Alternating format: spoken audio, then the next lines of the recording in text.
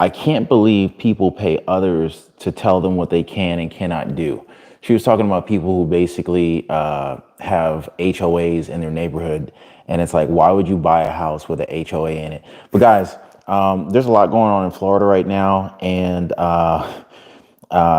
basically, the Florida Surgeon General calls for a halt on the mRNA vaccines. I want to talk to you guys a little bit on that.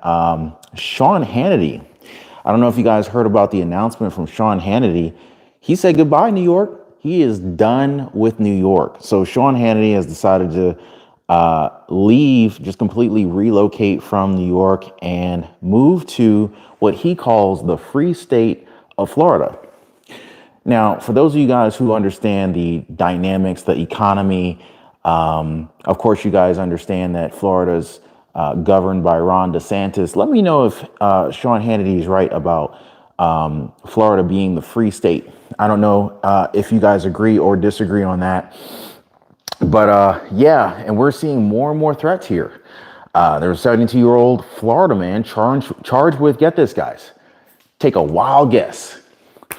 72 years old. This man should be collecting Social Security, living his best years right now. But instead, the 72-year-old man from Florida, or at least lives in Florida, was charged with threatening to kill a member of Congress.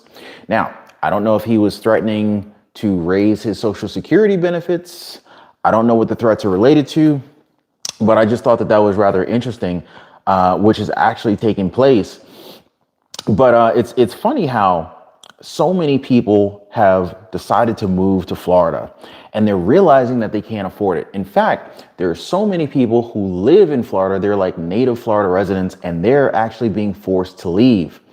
And the residents there are telling people, don't move here. And many of you guys understand or know my story. We were actually looking to move to Florida. We were looking to purchase property in Florida almost a year ago to the day. And unfortunately, maybe fortunately for the unfortunate, it didn't work out for us. Basically, a lot of people are telling me not to purchase in Florida. But it's funny because Florida used to be the American dream. And for many people, it still is. But I have this one story from a woman. She says, you're so correct. I'm staying in Florida now. It's not the retirement dream I had. Another woman had indicated that plus the state of Florida has put in fees for car tags.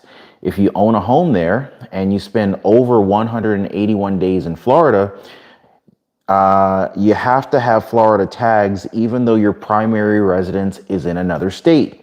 Plus auto insurance for Florida and for your primary state. Really? So she's saying you'd have to have auto insurance for Florida and your primary state. So you'd be paying 2 auto insurance policies on 1 car. She went on to say that my friend is going through this right now. Her homeowner's insurance canceled because they don't do insurance in Florida anymore. And the rates with the new company was triple the cost. It's horrible. So believe this man when he tells you he knows what he's talking about.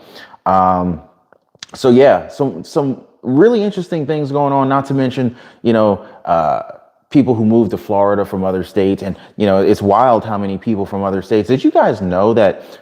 Did you guys have any idea like what the most popular states are where people move from to Florida? So in other words, basically, some of the top states where people are moving from or relocating from to get to Florida, number 1 is New York. So most people are moving from New York to Florida. The next most popular state that people are moving from is California to Florida. Then you got New Jersey, Georgia, Texas, Pennsylvania, Illinois, Virginia, Ohio, and North Carolina. Now, I'm a little bit surprised not to see that, I'm actually a little bit, I would have expected like the whole list to be from northern states, but it looks like it's pretty diversified in terms of where people are moving from. But it's wild because most people think to, move to Florida for various reasons, like, top rated beaches. Who doesn't enjoy going to the beach? Unless you're in the, skiing or something like that. But I think most people enjoy going to the beach. A lot of people move to Florida because there's no state income tax. But of course, if there's a state with no income tax, you better be aware that they're making up that tax revenue from some other means. But Florida does not have a state income tax, but they sure do have some property taxes. Let me tell you, I got some stories for you. These, people getting their heads knocked off with these property taxes in the state of Florida. It is ridiculous. Look at Miami, Florida. Look at Miami, Florida property taxes. Look at Orlando property taxes, Naples, Tampa Bay, Florida taxes. People are getting just wiped out. Now, Florida does, or at least used to offer reasonably priced real estate and a cost of living. But this was all pre-pandemic. Once the pandemic hit, all of that has changed drastically. A lot of people, especially older folks, like to move to Florida for, retirement. Warmer weather, more days out of the year than compared to, say, New York, for example.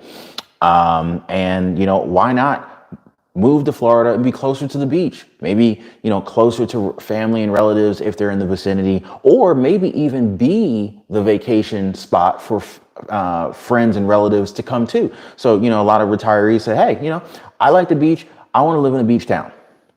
And I want to make it so that my friends and relatives who decide to go on vacation will just visit me, keep some extra rooms in the house where people to, not have to waste money with Airbnb or staying in a hotel, a Marriott or something like that. Just stay with me and, we'll have more family time together. So there's a number of reasons why people wanted to move to Florida. But unfortunately, over the last several years, many of those reasons have actually had to be removed from the list of whys that people wanted to move to Florida. Number one, it's no longer the cheap spot that it used to be. You can't get a house for $110,000 in Florida anymore. Shoot, you might not be able to get a house with a $110,000 down payment anymore. But one thing that I did want to share with you guys, I wanted to talk to you guys a little bit about, is this recent Florida Surgeon General calls for a halt of the COVID-19 vaccine usage after FDA said he spread misinformation. Now, I don't want you guys thinking I'm making anything up. So what I'm gonna do here, I'm gonna show you exactly what I'm looking at. So let me see if I can flip this screen around here. Here we go. I didn't think it was working. So let me get situated here. Let me just set this up so you guys can see.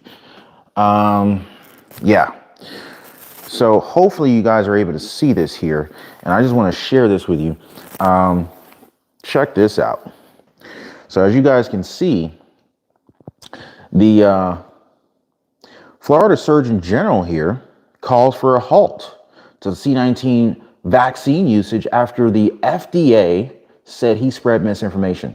Now, I can't make this stuff up, guys. I hope you're able to see this. If you're able to see my screen and hear me, please hit the like button. That would be awesome. And look at this, guys. Florida Surgeon General, Dr. Joseph Ladapo, he's calling on healthcare providers to halt the use of the C-19 mRNA vaccines, citing purported health risks labeled misinformation by federal officials. Can you guys believe this? Can you believe this? This is crazy. Okay, this is literally happening right now, all right? This article literally dropped 10 hours ago, as you guys can see, 10 hours ago. It's ridiculous, okay? So, where are we? So in a bulletin, so in a bulletin Wednesday, Ladapo claimed that the U.S. Food and Drug Administration, FDA, has not shown evidence that the C-19 vaccines manufactured by Pfizer and Moderna have been assessed for nucleic acid contaminants that could cause cancer. Guys, are you seeing this? This is crazy, yo. This is crazy. I can't believe they're getting away with this stuff. I don't believe this. That could cause cancer. I'm just reading what's here, okay? Disputing claims by the FDA that such risks is implausible, Ladapo called for an immediate stoppage to the use of the approved mRNA vaccines. Guys, I'm not making this up. I'm reading it. Like, this is Fox News for Christ's sake, okay? And this is coming out. This is Florida State Surgeon General. And believe me, more states will likely follow. This is the pattern we've seen, okay? The U.S. Food and Drug Administration and the Centers of Disease Control and Prevention have always played it fast and loose. Pay attention to the verbiage here, guys. Fast and loose here with C19 vaccine safety. But their failure to test for DNA integration with human genomes as their own guidelines dictate. So basically what they're saying is they made the rules, but they didn't follow the rules that they created. What the heck is that, right? Let's see. When the vaccines are known to be contaminated, contamination is not a good thing. It's never a good thing, okay? When the vaccines are known to be contaminated with foreign DNA is intolerable, unbelievable. So you got Florida Governor Ron DeSantis, as Donald Trump likes to refer to him as the sanctimonious. I don't know what that means. I don't know why Trump says the sanctimonious. But I guess this is the Surgeon General here. What's up, Catalia? What's going on, Dorothy Clemmer? Jay Biggs in the house. Hey, if you guys are here in the live, hit the like button if you guys are appreciating the information, the content, just hanging out with me. And if you haven't already, do subscribe to the channel. Appreciate you. So a top FDA official last month pushed back against Ladapo and what the FDA called the proliferation of misinformation. Interesting. I'm gonna skip down here. Pointing out the FDA guidance on vaccines that use novel methods of delivery regarding DNA integration. Ladapo questioned whether or not Pfizer and Moderna mRNA vaccines had been assessed to meet FDA standards, noting a potential risk of cancer. So I'm gonna let y'all meditate on that, because, and I had to show that screen to you guys because, you know, I don't want to be accused of making stuff up. I mean, I ain't gotta make nothing up. I ain't gotta make nothing up. I just tell you the truth the way it is. And this is what I'm seeing. So, and this is your Florida Surgeon General saying this. So kind of wild stuff going on. But going back to Florida though, there's a lot of reasons why people are, you know, pulling a plug on Florida. And, you know, one of the things is the high population. See, Florida used to not be so freaking populated.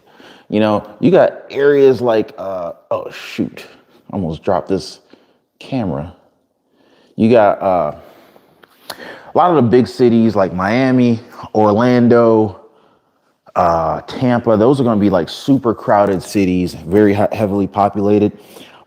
But more and more of Florida is getting populated. In fact, there's so much of Florida, like especially like pretty much anything coastal.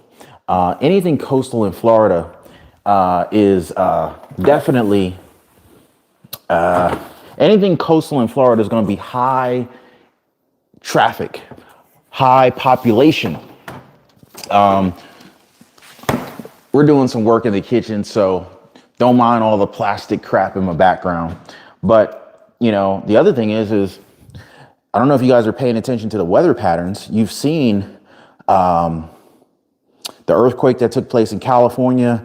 There was an earthquake so the earthquake in California was Monday.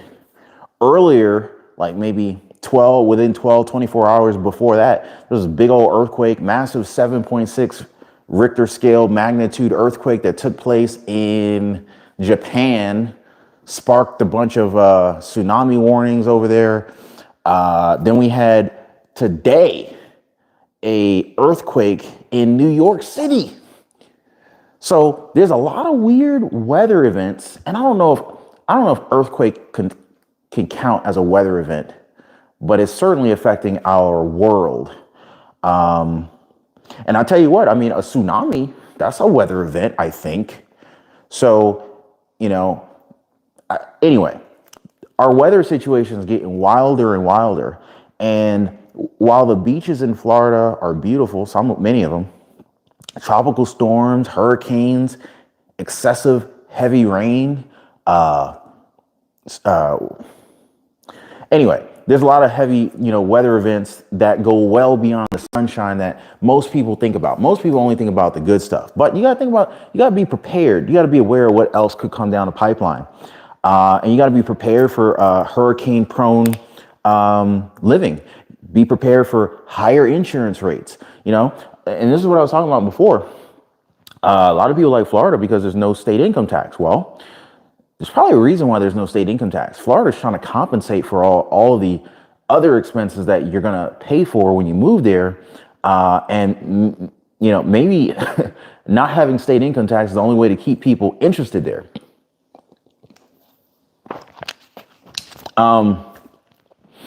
No, I don't live in Florida, but I forgot who that was that asked that question. That was Dorothy Clemmer. No, I don't live in Florida, but I go to Florida I probably go to Florida a good 4 or 5 times a year. So there's that. And I like Florida. I really do. I really do. And one day I will buy property in Florida, but the time is not right for me. For a lot of people, I just don't think right now is a smart time to buy in Florida. Depending upon, well, let me rephrase. It depends on your own personal situation and what your own personal goals are. Based on what my goals are, I don't think now is a good time to purchase what we want to purchase. So I'll just say that. For other people, it may be a good time depending upon where in Florida, why you want to buy a property. Because see, for me, if I bought something right now, this would be an extra house. This would be an extra property or, something like that. So, for me, it's not like I'd be buying a primary residence. It'd be a vacation house, basically, a vacation property. Anyway, high cost of homeowners insurance. I don't know how much you guys are paying for homeowners insurance, but I guarantee Florida's probably one of the highest homeowners insurance costing states in the United States. Period, hands down. The only place I could think of that may cost more money for homeowners insurance might be California, simply because they got hurricanes. And I would think basically any place that has a high risk of flooding. But look, Florida has high risk of flooding, high risk of tropical storms, high risk of hurricanes, high risk of almost everything. The only thing that they're staying away from is tornadoes and earthquakes. And I wouldn't be surprised if that started popping up. I don't know if you guys ever heard of HARP. A lot of people talking about how with all these different weird weather events that we've been seeing, maybe there's some manipulation there going on with that tool that they're allegedly messing with. And then, of course, I don't know how many of you guys are big fans of alligators. I've never seen an alligator in real life. Let me take that back. I've seen an alligator in real life, like at the zoo. But I'll be honest with you. If I saw an alligator in my backyard, I would just straight up lose my. I ain't even playing with you. A freaking alligator. And then I've seen so many TikTok videos or YouTube videos of people with a alligator in their backyard, and they're trying to trap an alligator in their blue trash can. I'm like, you got to be freaking kidding me. If you guys have ever seen that video of that one dude, it was clearly he lived in the suburbs. And I don't know if everyone has those blue trash bins, and the lid opens up like that. Well, anyway, apparently, I guess they must have just picked up the trash, because this guy, he had one of those blue trash bins, and thank goodness for him, it was empty. So he basically he opened up the trash bin lid and like laid it on the floor, laid it on the ground because he's in front of the garage. And basically, he kind of like got the alligator to go into the trash bin just a little bit, and then he shoved the trash bin toward the alligator, and the alligator was stuck in there. The alligator didn't know how to back up, and he kind of like lifted up the trash bin and slammed the lid shut and wheeled him down to like I don't know if it was like a creek or those things in a neighborhood, like a Jesus, like a reservoir or something like that. Anyway, so he ends up dumping the alligator over there and like running away. I'm like, man, you better be kidding. And this apparently happens frequently in Florida. Now, I don't know how frequently it happens. I've been to Florida like God knows how many times. I've never once seen an alligator, but just the simple fact that I know that they're there doesn't make me rest easy. So for me, I know that I'm not going to run into an alligator on the shores of Florida, right? Now, if your house backs up to like a pond or a lake or something, then obviously your chances of running into an alligator is much higher than that. So you're not going to find me looking to buy a property backing up to a lake or a pond. So more than likely, it would be a Florida property that is either on the beach. I'm talking on the white sandy beach with the ocean there. So I know alligators ain't going to be there. Or I'm not going to be around any water whatsoever except the pool in the backyard or maybe a neighborhood pool. Oh, and speaking of the neighborhood, so HOA fees. People getting their heads knocked off with HOA fees. HOA fees are going up left and right, and it's even worse if you happen to live in a condo. And I'll never forget this one thing that somebody has said about condos, and it was, what did they say? Oh man, this person said condos are the new timeshare. Man, don't you ever buy a timeshare. Man, timeshares are the worst scam on the planet. I swear, we were in Cancun one year, and like on the first day or two we were at this resort, they were like, hey, it's a really big resort. This is when we were checking in. Hey,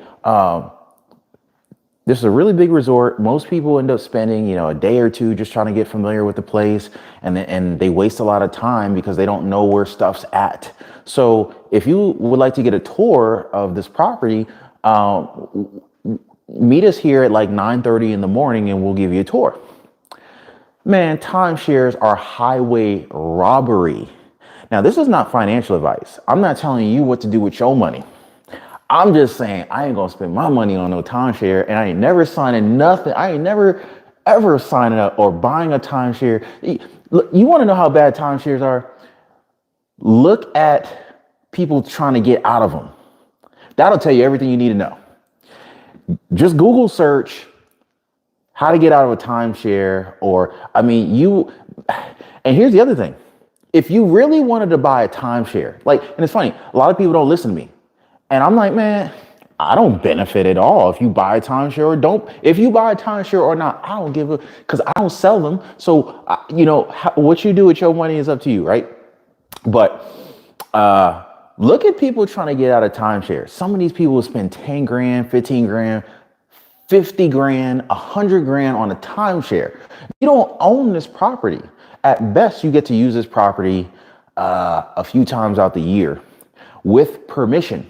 So like you pay you buy the timeshare, then on top of that, you're on the hook forever. Because if you read these contracts on these timeshares, it says basically you're on the hook for paying these annual or sometimes monthly dues or maintenance fees or whatever they want to call them. It doesn't matter what they call them. It's all the same. It's a bill that comes to you every month, every quarter, or every year. And guess what?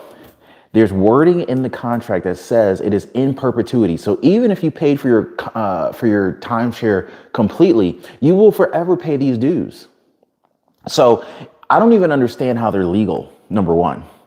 But anyway, I will never do a timeshare. I will never advise anyone I care about to do a timeshare. Like Hatalia says, it is forever. Now, a lot of people are comparing condos to timeshares now. People are saying that the condo is the new timeshare.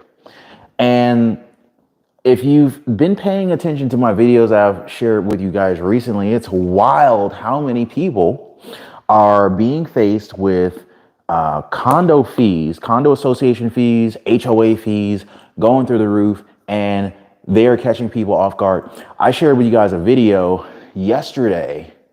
Was it yesterday? I think it was yesterday. There was a couple. No, it wasn't a couple. It was a whole freaking building, and they were in South Florida. I want to say it was Miami. It was at Jesus, I forget the name of the condominium. But anyway, it was a high-rise condominium, luxury condominium. Get this, guys. I don't know if you guys are familiar with the term assessment. Basically, what an assessment is let's just say you're paying your HOA dues every single year. Maybe your HOA dues are $1,500 a month, like some of these condos in Florida. Some of them are $1,500 a month. Trust me, they're ridiculously high, right? Some people's mortgage payments aren't $1,500 a month, but you'll find HOAs that are banging people over the head for $1,500 a month, right? So get this. So let's just say you're paying $1,500 a month for your HOA fees. Then what is supposed to happen is that all of the residents in the building are paying their HOA fees. $1,500 a month times 300 people times 500 people, however many people are in the building or in your subdivision, that's how much money they're collecting. Now just think about that for a second. $1,500 a month. That's about 18 grand a year per person. You multiply that by, I don't know, 100 people. That's like 180. That's like $1.8 million. You got 200 people in the neighborhood. That's like 3.6 million people. That's $3.6 million a year that they're collecting from all these different people. And what they're supposed to be doing with this money is they're supposed to be maintaining the property, making sure that the property is insured, so like, when people are using the pool or any kind of amenities on the property, maybe there's a gym there, maybe there's barbecue grills, all sorts of stuff, tennis courts, basketball courts, pickleball courts, whatever, right? So anyway, they're supposed to be collecting all this money to maintain and keep this place insured and take care of any type of maintenance that needs to be done. Well, some properties, in fact, a lot of properties, specifically condos in Florida, have been being hit with unexpected roof replacements, or maybe there's structural or foundational repairs that need to be made, right? And some of these repairs are astronomical and they're not able to be covered within the amount of dues that they've been collecting. Now, this brings up two issues. It probably brings up more than two issues, but two issues come to mind. So the first issue makes me think, because, if any of you guys are paying for HOA dues, if any of you guys are paying HOA dues, I want you to be honest. Have you ever looked at your statement where it says where all the money went? Because I've looked over my statement and in my previous house, and I was like, what? There ain't no way y'all collected this much money and you have this many houses, like they're collecting all this money from all of these different houses in this neighborhood. And the amenities that we have are kind of basic. It's like, I know you guys are squandering this money somewhere. I know you guys are siphoning the money out of here. You're stealing it somehow. Maybe you're hiring your friends, there's ways of that these HOAs can get money out of the dues that are collected. But the problem is that most people, they either don't know, or they're just like, I don't feel like dealing with it. I'm gonna just pay this. I don't have time for messing with these people and trying to, maybe investigate or whatever. I'll just pay this. Everybody else is paying it, so I'm not even gonna make a big fuss. So there's that, right? So number one, it could possibly be mismanagement of those funds. But here's the other thing. When something unexpected happens, let's just say it's a roof replacement. As a matter of fact, the assessment for that luxury condominium that I was telling you guys about that was in Florida, there was some type of, I think it was structural, or maybe it was a combination of some structural things that needed to get repaired and a roof, whatever the case was. This building they got originally quoted $46 million for these repairs. And if you divided up that $46 million estimate or quote that they received among all the different residents, that basically is how much money these residents had to come up with. So $46 million divided by all those residents ended up costing each person $175,000. Now, one person in the comments on that video that I was talking about said, well, what are you worried about? Most people have a mortgage, so they'll just, they don't have to come out of pocket $175,000. They just tack it onto your loan. And it's like, you know what? You have to be some kind of mildly retarded person to think that just because you can potentially roll $175,000 into your mortgage payment, you shouldn't have to worry about it. That makes absolutely no sense to me. So a lot of this is going on. And think about how many condos exist in the state of Florida. Okay. And Florida is not the only state where these condos exist. There's a lot of condos that exist all over the United States. But in particular, Florida condos, their association fees, their HOA fees, their homeowners insurance, the property taxes, because there are property taxes on the condos, just like there's property taxes on the houses. And on top of that, a lot of people are now, within the last 24 months, they are being forced to purchase flood insurance. Now, I talked to one guy the other day. He was telling me about this flood insurance because we were in Florida not too long ago. And Buddy was telling me, like, what do you say? He was mad because he's on like the 7th floor, but he was forced to purchase flood insurance. Now you tell me, if you are buying, think about this for a second, right? The condo is the condominium is the whole building, right? But you own just a condo in the building. So you don't own the building. You just own the condo. Basically, you own an apartment in that condo, right? And let's just say your condo is on the 7th floor. Why would you ever need flood insurance? There's no way in the world that the water would ever hit the 7th floor. And if it did, that just meant that the condo had fallen over.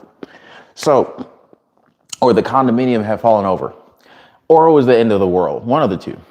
So when you have homeowners insurance, your homeowner's insurance covers your house. When you have homeowner's insurance on your condo, it covers your condo. So if you bought flood insurance for your condo, that means the flood insurance is covering your condo. So if you're on the 7th floor, think about it. Why would you ever need flood insurance? But good old state of Florida is forcing some people to have to purchase flood insurance. So that's the state of affairs that we're at right now. What are you guys saying in the comments? Everybody's talking about Miami condos, and I'm thinking about that. Maybe I'm out of place. Rock on, Ron. Melissa E. I feel you. I love well, I won't say I love Miami. I like Miami, but I also don't like Miami. I have a love-hate relationship with Miami. I've been to Miami probably like 7 times. And I don't know about you guys, or I don't know about you, because I don't know how many people in here know about Miami. But for me, Miami weather is amazing because I like it hot. I like the beach. But Miami weather, or Miami people, first of all, they are the worst drivers. I'm from New York, and I feel like when I go to Miami, they're even worse than New Yorkers when it comes to driving on the road. By the way, if you guys, we got 107 people in the live. Hit the like button if you haven't already. I appreciate it. And subscribe to the channel if you haven't already. But Miami drivers are the freaking worst. Some of the rudest people on the road. Honestly, the thing is I think I like Miami a lot because I like South Beach. It's kind of like a party town or whatever. And I used to like, club a lot back in the day. I don't do so much clubbing anymore. But and there was like a lot of cool cars down there. So the reason I like Miami is probably because it was like the warmest place I could pretty much go to any time of the year without needing a passport to have to leave the country. But California drivers are the worst, according to Richie Z. Well, I drove in California, and I don't remember them being too bad. I was only in California. I was in California twice, and each time I was in Cali, I was there for a week. I remember spending time in. We flew into LAX, Los Angeles. We spent a lot of time in Los Angeles. What's that beach area? Jesus. We were in the Redondo Beach area, Manhattan Beach. Oh my God, what's that? Muscle Beach, Venice Beach area, and then we drove way up the coast. It was like I think it was like a 7 hour drive. We drove from LA to San Francisco. And that was pretty cool. That was really cool. San Francisco had like a New York vibe to it. Now, granted, when I drove to San Francisco, that was like 6 years ago. And I was only in San Francisco for about 36 hours. And it was very cold. It's wild how much of a weather change you get in one state. Like literally, we were in like shorts and t-shirt when we left LA. But by the time we got to San Francisco at night, you needed like a winter coat. And then we went to oh my God, we went to, what was that? It's a national park over there. Is it Yellowstone? It's either Yellowstone Park or Yosemite. It was Yosemite Park. We went to Yosemite from San Francisco, and that was like I want to say it might have been a 2 hour drive from there, maybe 3 hour drive. And we spent some time in that park, and that was pretty awesome. Saw some really amazing nature. Oh my God, California! You would forget you're even in you would forget you're in the United States. There's parts of California that are just absolutely beautiful, and but unfortunately, there's parts of California that give California a bad rep. But California is another one of those places that are just raking people over the coals with high taxes and high crime, homelessness, problems left and right. But that national park, Yosemite Park, oh my God, if you haven't been, you have to go. Like, go online, look up Yosemite Park. Pictures will not do it justice. You have to go for yourself. I saw like at least 6 different waterfalls in Yosemite Park. Brought my kid up there for spring break. Me and my wife, my kid, my son. And yeah, it was an amazing time. And I would definitely probably want to do it again, spend more time up there. But you'd be surprised, like, and I'm not really a big nature person. Like, I'm not one to go take hikes and whatnot. Laguna Beach, I have not been to Laguna Beach, but Catalia says it's awesome. So I'm about to check it out. Juan says Houston traffic. I've been to Texas a couple of times. I'm gonna be honest with you. I do not like Texas, and Texas will never see me again. Not gonna get into that one on this video, but not a fan at all of Texas. Yeah. So anyway, anyway, guys, it's getting late. I'm gonna go ahead and wrap it up here. Appreciate y'all hanging out with me, chatting it up. If you like the content, you know how to see more of it. And I'm gonna see you guys on the next one. Take care.